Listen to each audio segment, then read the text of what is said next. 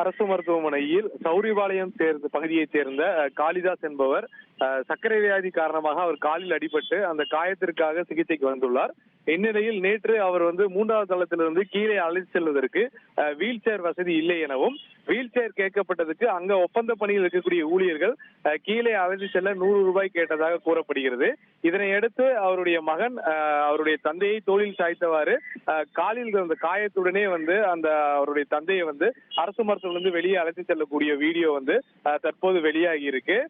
மேலும் இது தொடர்பாக மருத்துவமனை முதல்வரிடம் விளக்கம் கேட்ட பொழுது ஊழியர்கள் பணம் கேட்டதற்கான ஆதாரங்கள் எதுவும் இல்லை, ஆனால் குற்றச்சாட்டுகள் வைத்திருக்கிறார்கள். அந்த குற்றச்சாட்டு தொடர்பாக விசாரணை மேற்கொண்டு வருகிறோம். அதே சமயம் இந்த வீடியோ தொடர்பாகவும் நாங்கள் விசாரணை மேற்கொண்டு வருகிறோம்.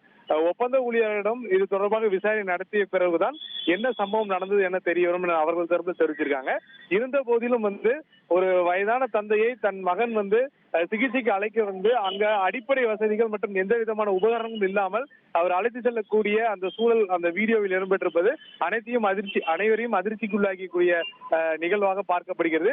இது தொடர்பாக முறையான விசாரணை நடத்தி தீர்வு காண வேண்டும் என்பது பொதுமக்களின் கோரிக்கையாக உள்ளது.